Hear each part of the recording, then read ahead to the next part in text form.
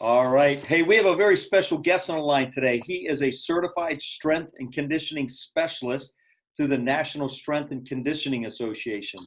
Recently completed the highly regarded XPS certification through EXOS, that's EXOS, certified apprentice coach in the short sprints and performance therapy course with a highly accredited ALTIS track and field club. Also a Level One FMS certification. In fact, his facility is the only gym certified in the 156 area able to issue this movement screen. He completed his undergrad at Slippery Rock University in physical education with a minor in sports management and athletic training. We have Chris Rusnock on the phone today. Rusnock Sports Performance and Fitness in Greensburg, PA. He's a real gem, so you got to get your pen and paper ready. This is going to be awesome information. Chris, welcome to the show. Hey, thanks for having me. Anything I missed? I mean, you have a lot of certifications, a lot of degrees. You've been doing this for a long time, but any other highlights I missed? And with that, why don't you just tell us a little bit about you, what you like doing, who you are? Yeah, no, you pretty much covered it all. I am a strength and conditioning coach. And I think a little bit about that too is I'm a biomechanist as well. So meaning I look at the biomechanics of the body. So that's something I think is overlooked in this profession now. And that's a little bit of what I've gotten into recently. And so a little bit about myself. I worked 20 years in the federal government, mainly the post office. I worked everywhere in the postal service, from law enforcement to management to sorting mail, working in machines, loading trucks, carrying the mail, you name it. This profession wasn't around back then. This was a relatively new profession, and we were pretty much the head of the spear, our age, our group. And so I basically got started when I had friends ask me, hey, do you want to train my son? Because you work out a lot, so on and so forth. And I was certified as a strength and conditioning specialist, basically let it run out because there was really no need for it back then. You and I had spoken when we were playing rugby together and about going back to school. I was actually contemplating going back to chiropractic school as well. And I saw the price of school and I said, no, maybe not for me. But the whole thought of going back to college was not scary, but it's like, hey, can I do this again? You know, I've been out for a while. So that's when I retook the certified strength and conditioning exam to get myself in that study mode again. And I passed it and then started training these kids, they're friends of mine. And then one thing led to another, where I would go from house to house, gym to gym, whatever it took to get these kids trained up for their respective sports. Had a couple weight loss fitness clients that came to my door, asked me if I could help them out with some stuff. I said, absolutely. Didn't think that was a avenue that was, you know, in front of me, but it was. So what happened was I was just doing too much traveling. So I said, hey, I'm going to add on to my house, put a garage in, made a training studio out of it, 480 square feet. A couple of Tresslers came out of that one. I know that. And basically started a business from scratch. How many years ago was that? I remember seeing you in this transition when we played rugby together, and you were working for the post office. You were developing your business, and that what's interesting is a lot of businesses start like this. You find passion, and you're so passionate about it and so good at it. People look and say, "Hey, wait a second, can you help me?" And that's, you know, what I saw with my kids as well. You know, I've always been involved in sports. I love, you know, training in sports and had all my kids in sports, and they wanted to get better at their events. And I said, hey, can you train them? I remember and taking them out to the little gym, and folks, wait till you know, hear the facility he has now. It's just so cool. But how many years ago was that? Well, to be exact, September 11th, 2001. Wow. That was when I had revelation, saying to myself, what are you doing? You know, this is not what you went to school for. This is not your passion, right? That's what gets me up in the morning, is that passion to make people better. So again, like I said, I was playing too small. I realized that, hey, it's a good job. It's a safe job. It's a safe career. But I wanted something more. I needed to give back some more. And like I said, it just really transpired into even more. And being the fact that I wasn't traveling as much, more and more clients started coming through the door, and bingo, I had a business. So 2001 is when I started training, gym to gym, house to house, whatever it took. Probably about 2005 is when I added on to the garage. So 2004, 2005, I added a garage on. I called it a garage. It was a training studio. And again, I realized at that point I had something going here. And I literally said I had a guy on my mail route who was a realtor. And I said, hey, can you help me find a bigger building? And we were striking out. And he said, do you ever think about commercial lots? And I said, no, I think it's out of my price range. He goes, it's worth a shot. Right. So he found up here on Route 30, 137 Hartman Road. That's where we're at. Vacant lot. It was owned by a storage company that had no use for it anymore, and they just wanted to get rid of it. And we made a bid, and one thing led to another, and bought the land and put a building up. And it is quite the facility coming up from your small garage, because I've been to both. And it is awesome. Our rugby team, Chris trains our rugby team in the winter. And it's funny, my goal at age 54 is to stay standing at the end of your training. And it's very precise, it's very unique. He's amazing at what he does. But these young guys, they're getting beat up in it, man. They're leaving buckled over. So I feel like a success when I can leave there standing. When we look at this, before we dive into maybe what you're doing at your facility, where do you see the problem? A problem. I mean, when we look at, let's make Pittsburgh healthy. Let's make the Western PA healthy. Let's make the world healthy. But let's start here. Where do you see a problem? What I see on my end is just this misinformation or too much information out there in this world of the internet now, and YouTube, and mainly in our field, it's more YouTube. You may see like more on Google side of things, in your field, but YouTube's all these exercise videos, and everybody likes to go out there and trash CrossFit. And I've never been that way, right? I have friends that have great CrossFit gyms, and I know ones that are bad. And I think bad training's always been around. I built this business on that simple fact. I know when I was the old bench, squat, deadlift guy, right? That's what I knew best. And it's not that that's bad, but as an athlete, we're talking about something different. And I realized that, we need to train movements. And I think that's the problem right now is it's either too much of this hardcore old school stuff or too much of this cute and fancy stuff. And like they call it like movement, proper movement, mobility. You have to have an understanding of where do we need that nice mix, right? Is this good? Is this bad? Well, what'd you read? Did you read 20 articles on it like I did, right? Or 20 books on it like I did? And this is what I've come to the conclusion of. And that's what I think, like being aligned with companies like EXOS and ALTIS and stuff. And there's that understanding, right? That one size does not fit all in this business. And whether it's an athlete or a fitness client, it's each individual is unique. And we have to tailor those programs to those people, who, depends on the body type. It depends on the environment, injuries, past injuries, current injuries, whatever it may be. Yeah, and I couldn't agree with you more, because when you get on as a chiropractor, we look at even health, chiropractic, nutrition. When you get on Google, you get online, you hear everything from one extreme to the other. I think it's more confusing. There's a lot of information. If you know what to look for and you've read the books and you're well educated, you can filter through that. But when you're not, all this stuff looks glamorous and you jump in and things happen.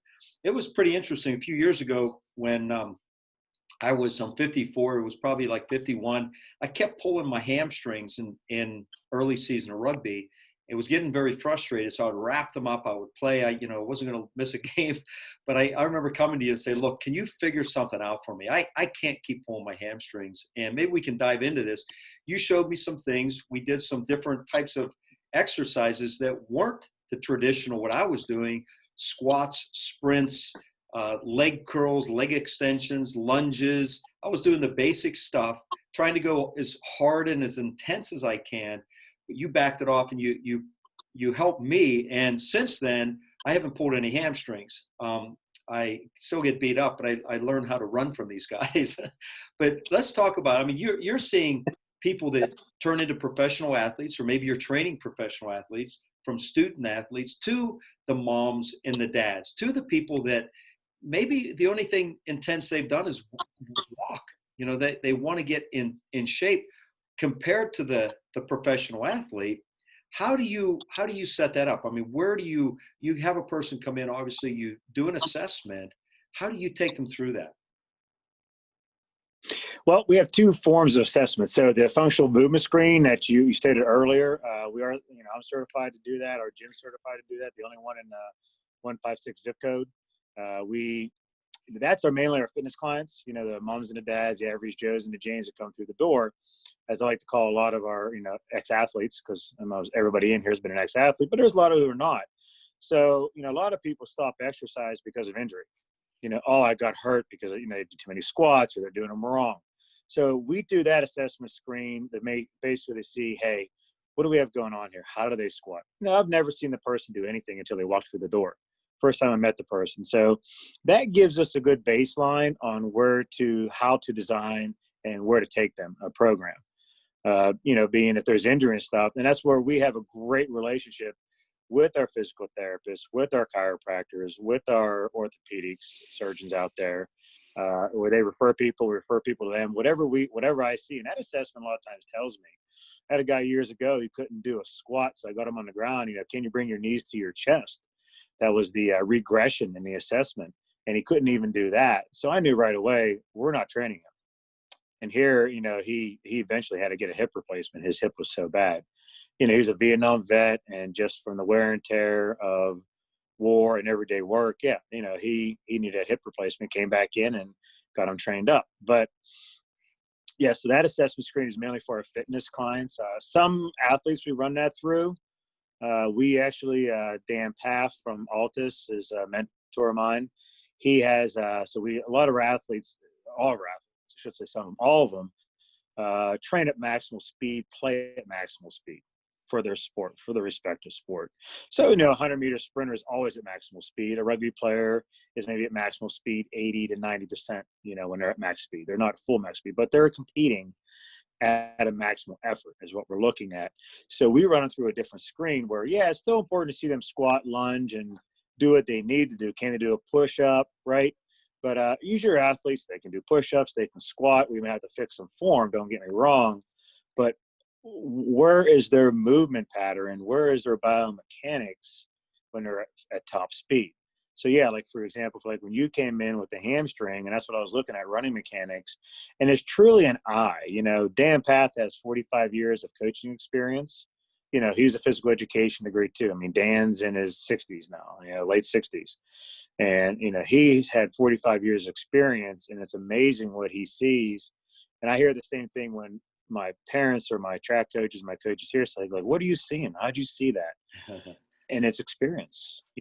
I had a mentor years ago tell me the only reason why I'm smarter than you is because I got to the information before you did.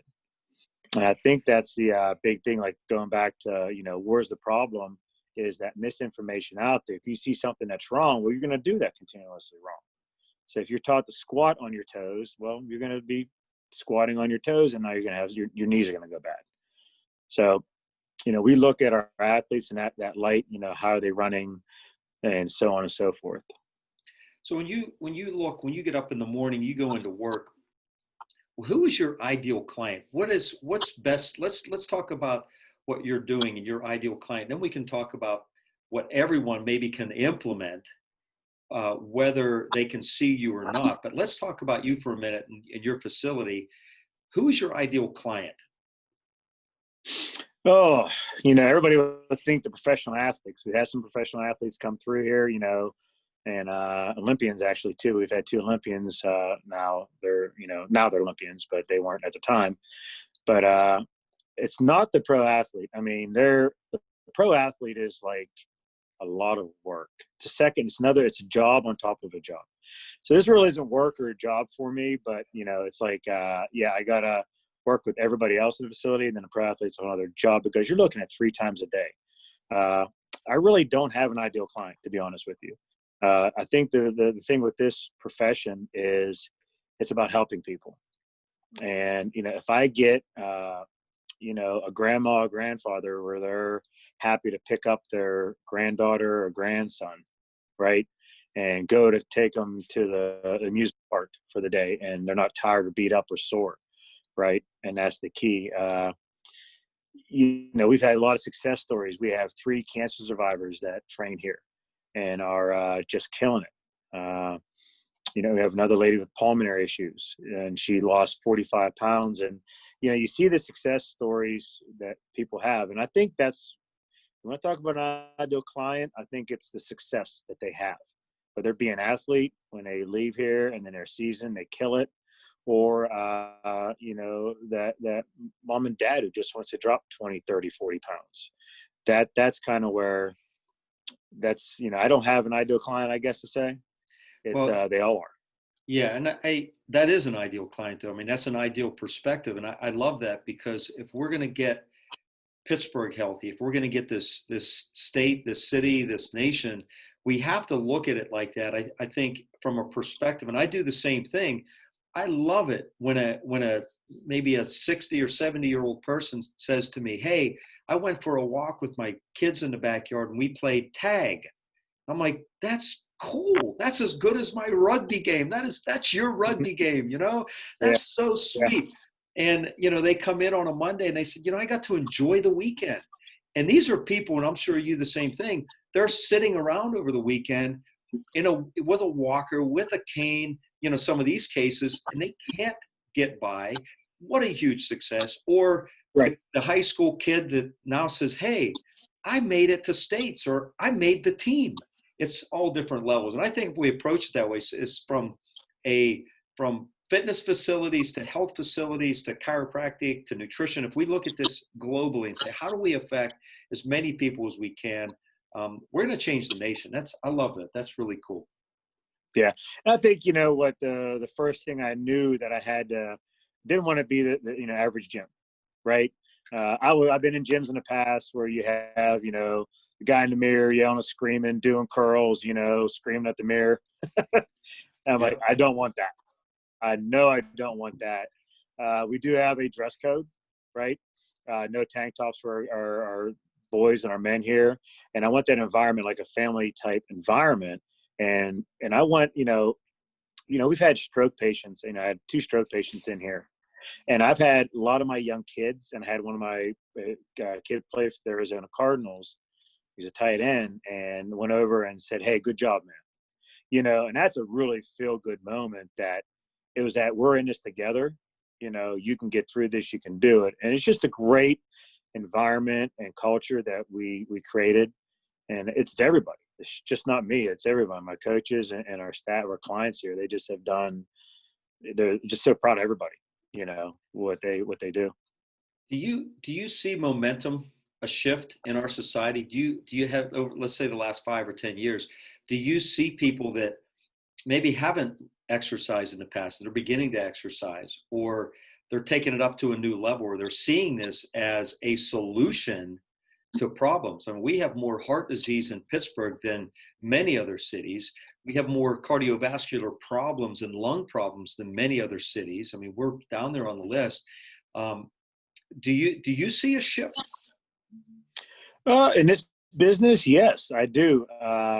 The thing with this business, I mean, anybody in business, any business owner, it's long hours, right? And we get interns in here all the time from, IUP, Slippery Rock, all over the map, Clarion.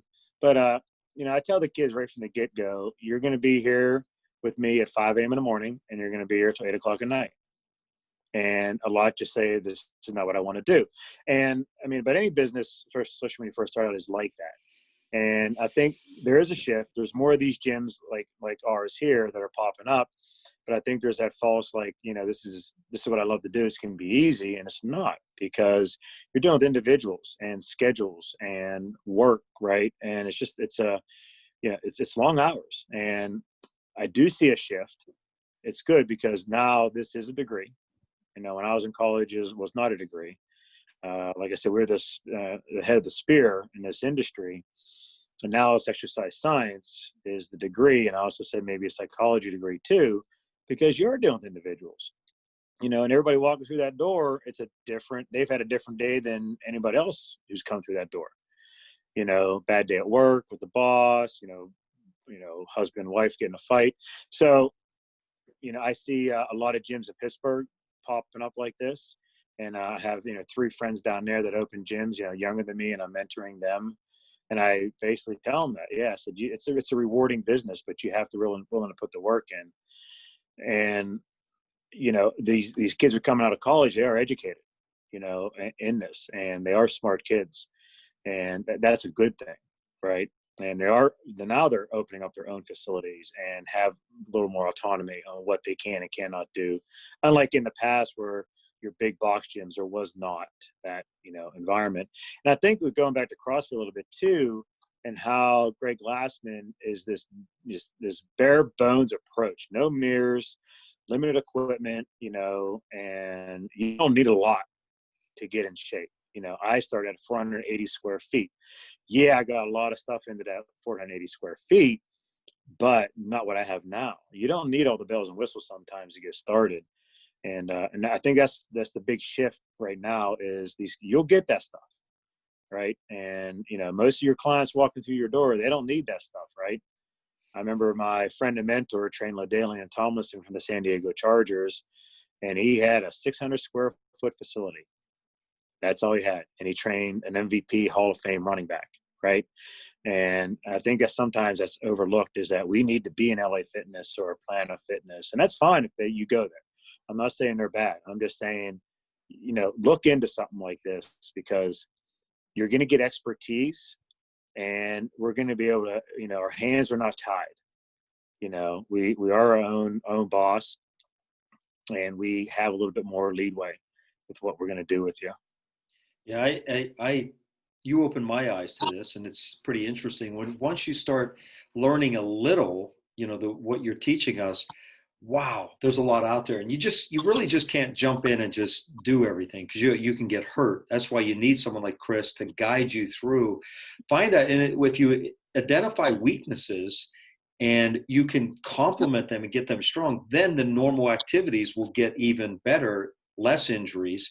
And let me ask you this, besides just fitness and movement and that type of physical element, what other health benefits are you seeing that are credited with this? Health benefits. Well, hey, you're going to have more energy when you leave here, right? Every day, more energy, better mental focus as well. I think this big thing, what we do here, we're life coaches. It's always a motivated kind of environment here. So, I always tell people you come in our doors, this is going to be the best hour of your day because it's a 1 hour session here, 55 minutes. We try to keep it at 55, but yeah, so it's, feeling better about yourself. I mean, I think that's the biggest thing. I mean, Adele, the singer, she lost 40 pounds and then people were criticizing her because she didn't feel comfortable with her body, but she goes, I feel better now. And I'm like, I've never heard the opposite, of you lost weight. What do you think you're doing? And she said, well, I feel better. I'm healthier. I'm more, my music's better. I'm better focused and more energized in general. And then you want to start eating healthier, right? And I always tell people, it's little by little, bit by bit, day by day. If you're not drinking water, drink 12 ounces of water right when you get up in the morning. Have a glass in your fridge, drink a glass of water. And then the next day, hey, let's add a little bit of broccoli. I worked with the Penguin strength coach. They have a program, the Pens Elite, for like amateur or your tier 3 hockey players. And Gary Roberts was a strength coach down there, and they make them do, a diet plan, a diary, which is great. And these kids are learning at a young age, what's healthy. But it's always trying to change a habit, with whether it be in your diet, whether it be in your exercise, right? If you're not eating breakfast, hey, I don't like Pop-Tarts. I don't think they're healthy for you, but eat a Pop-Tart. Hey, next week, let's change to toast and peanut butter. Okay, or toast and jam. right? And now let's get up 15 minutes earlier, the third week, the fourth week, and now let's try to have a, an omelet. And let's just try to get it, inch by inch, day by day. I if we look at this as a society and we see mental focus and energy, huge. I mean, how many people are so stressed out now that they're looking for mental focus with drugs or with something bad. It could be alcohol, it could be drugs, it could be prescription drugs. The energy, the same thing. And that goes so far. And I agree with you. When you start to become energetic and you start to feel good and you feel strong, you want to help your body. You want to do more. So it pulls you out of the muck. Let me ask you this. When we look at just general society right now, let's say somebody's in Pittsburgh, they don't have a facility like yours. They can't get to you. Somebody from, in some rural area that has no gym, or maybe they just have basic stuff. What are some things we can do as a society that can start moving in that direction? Like some real basic things from fitness and movement and exercise besides, and what I hear a lot is I exercise, doc. I walk for 10 minutes every day, and I never criticize that. I'm like, that's great, that's walking, but all that allows you to do is walk. If you trip on a crack in the cement, you're probably going to fall. You got to be agile. You got to do some extra things. I try to encourage that. But I think when we look at exercise, many as we get older, we just say, well, I'm busy at work. I walk a lot. Computers are killing us because all we do is sit for 7, 8, 10 Yep. hours a day. And phones. Horrible posture, horrible spine, legs are going numb. I mean, it's affecting younger and younger generations. So this has become a massive epidemic in our society, the destruction to our body. So what advice can you share with us? I mean, where do we need to can implement this right now? Well, you're a little bit nicer about the walking. I always tell people like, well, yeah, I walk 2 miles a day. I'm like, well, that's your bipedal right as a mammal, right? So if you go to the store, don't park up close to the store, park in the back of the store, right in the parking lot. There, Yep. now you've got your walking in. But yeah, so I think the best way to say this is the KISS principle. Keep it simple, stupid, right? And I've lived out of that because, hey, I have a lot of ideas in my head that I can throw out, right? But again, like you said, if you don't have the facility, you don't have everything, I like to tell people we have mirrors in our gym, right? And it's mainly for me to keep an eye on the kids messing around, right? If they're messing around, I can look in the mirror and I think I have eyes in the back of my head, but I'm looking through the mirror. But yeah, the accountability mirror. You look yourself in the mirror every morning and say, what are you doing? Why didn't you drink that 12 ounces of water, right? Why didn't you get out there? Yeah, walking is great. If you got some hills, up and down the hills. I have a lady, we were trying to get her, just to get her moving better, right? And outside of here because she trains 2 days a week. And I know where she lives. I drive by her house, every once in a while. And I'm like, Jane, you got a nice hill that you can walk up every day. Knees aren't bad, her back's not bad, but they're going to get bad because she needs to lose the weight. And she knows that. And she's like, I never even thought about that. So, I always tell my track coaches too, you don't need to buy all this fancy equipment. You got the poor man's speed with that hill next to you. So, use a hill up and down, walking with the hill. Grocery bags, load them up with bottles of water, walk up and down down your hallway, 5-10 yards at a time. Just try to keep stacking again, day by day, stacking a little bit onto your regimen. So if you have that walk, hey, let's try to go a nice, fast-paced walk. Grab 2 water bottles, carry them with you the whole walk in your hands. That now you got weighted.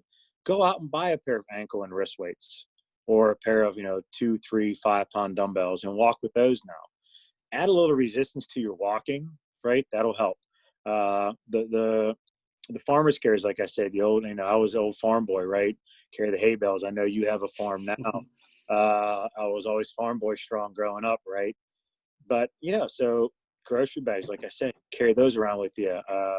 The dumbbells will work fine. I mean, you can find a cheap pair of dumbbells at Walmart anywhere, right? You're not going to drop a ton of money on that kind of stuff. Yeah, simple things. What do you think about agility? You know, I see a lot of patients when they get in their even 50s and 60s, they many times said, you know, I fell, I tripped and fell, I broke my ribs because they weren't quick enough to catch themselves. Are there any like simple things for that middle age going into retirement that says be with walking, so they have the weights or doing some resistance, doing some hills, can they add some squats or lunges or side lunges or anything that would benefit besides, you know, needing gym equipment? Yeah, I mean, a lot of times too, we sell this fancy stuff that's out there, Bosu balls, stability discs, stability balls. Mm.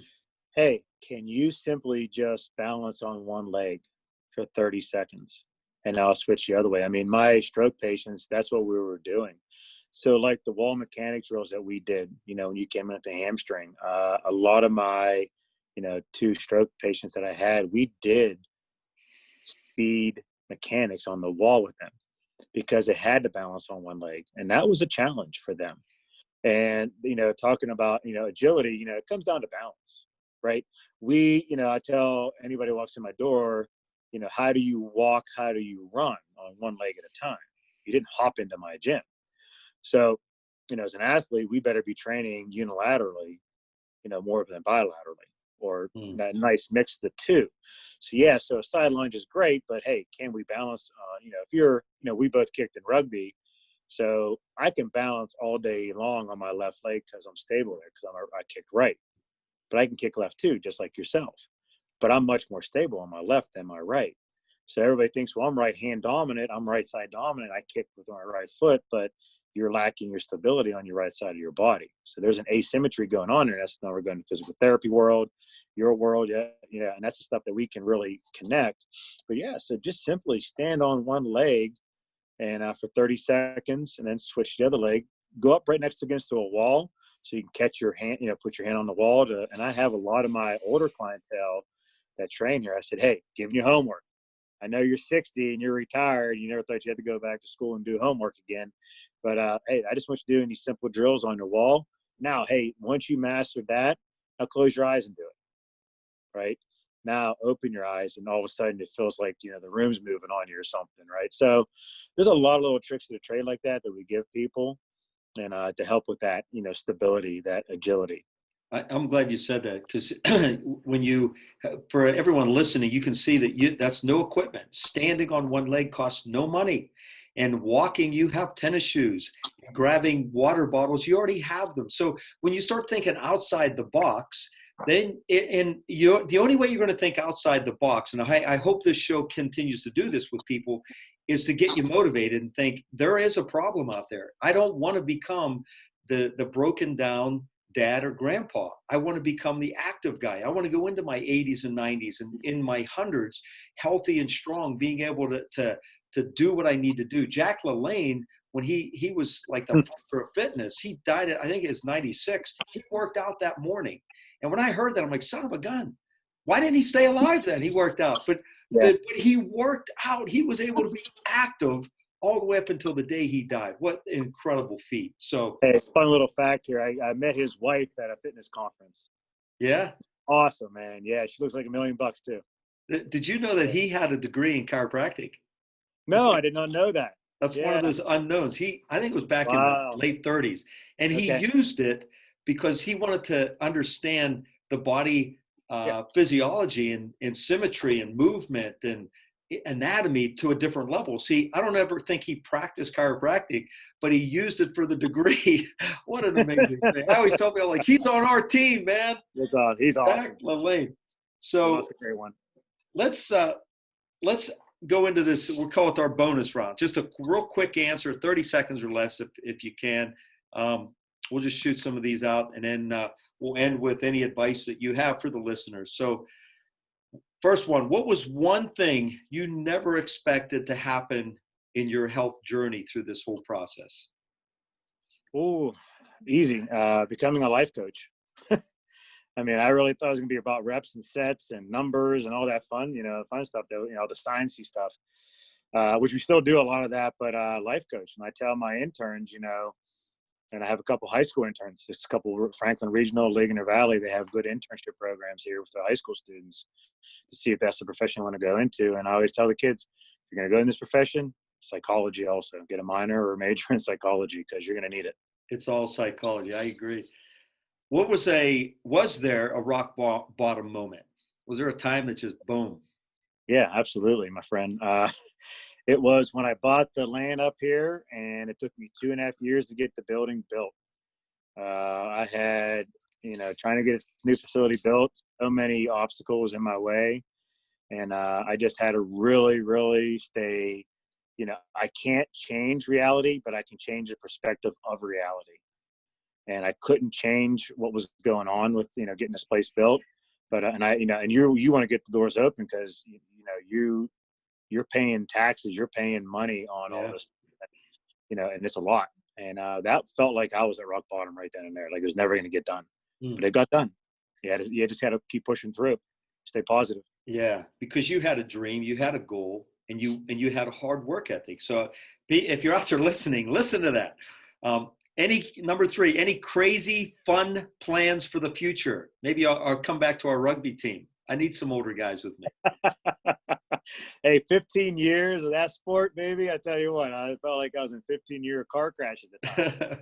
But no, my new love right now, 2 new loves besides my girlfriend is big mountain skiing. We went to Utah. Love it out there. Gonna probably settle down out there someday. They do a lot of canyoning. So they climb up the mountainside, the canyons, 1,700, 2,000 vertical. And they have actually classes out there, and they do that. So next year, gonna head out there the year after and do some more of that. Wow. And really get deep into that. And then I train a lot of guys, military, not, just regular guys, competitive shooting. So 3-gun, handgun, assault rifle, and shotgun. And it's great guys, and they're getting me involved in that. So stepping out of your box, out of your chain, your comfort zone. And that was something not in my comfort zone. I mean, I've been around guns and stuff, but and then also a little more ballroom dancing with my girlfriend. Well, you talk about so climbing up a mountain, skiing, shooting a gun, and ballroom dancing. I love it. You name it, man. I'm a Renaissance man, my friend, I guess. And I'm playing rugby. All good, brother. So what are some favorite resources? I mean, we're inundated with YouTube and things, but where can people go for some clear, strong advice? We're going to have your website, everything that you do and connect it to our webpage here, our all the links on the show notes will be in. But what are some of your favorite resources that may help? Well, I got to plug you, my friend. Thank you. I watch all your stuff. I see all your stuff, and you put out some great content. And I have my staff; they know you well. Obviously, EXOS for us, it's more the science end of things. So really, develop stuff through them, and we're affiliated through EXOS. So they're a great resource for anybody. They have a lot of great content. I mean, that they do it all, from you name it. But I have to say, Dan Path, friend, mentor of mine when it comes to biomechanics and so on and so forth. Doesn't matter. Dan Path's a track and field athlete, but Dan Path is basically, he does it all. He's great. You love him too. He's, their team out there.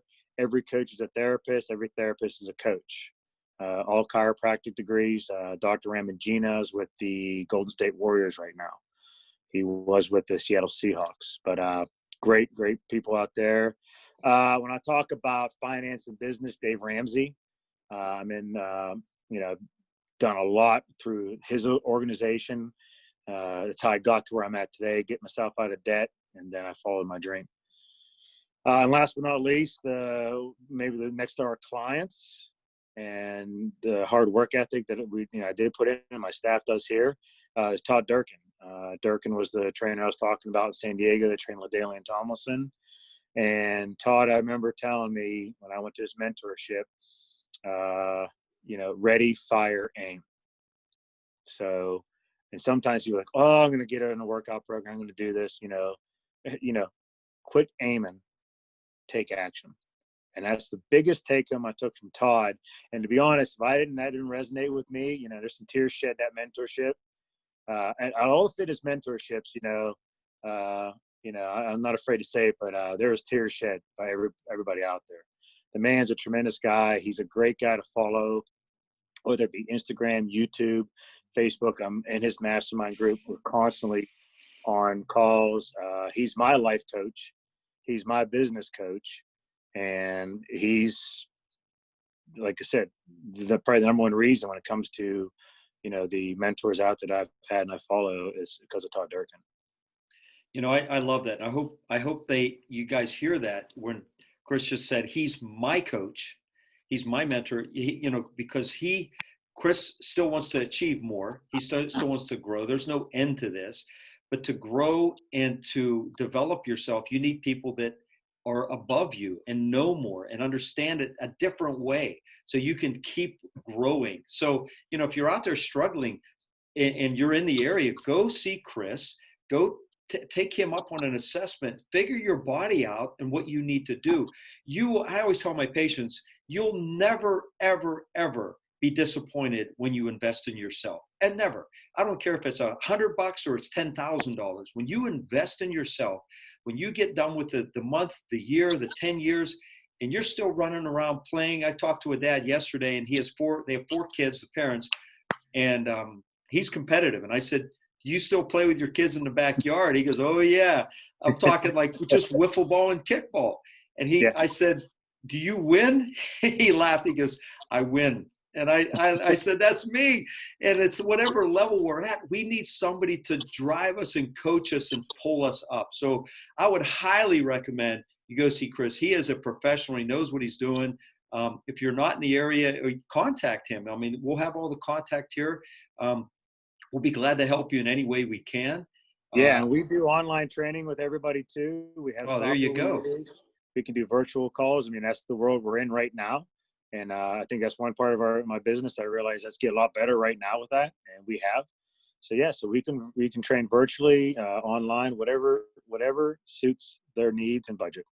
Yeah, and I would say this: if you can, if you're willing, because we can all do this. I have patients that drive an hour and a half to see me, and people don't understand. They're down the street and they're like, "Well, you're too far. You're 7 minutes away." It's because the people that drive want to change. They want to change their life.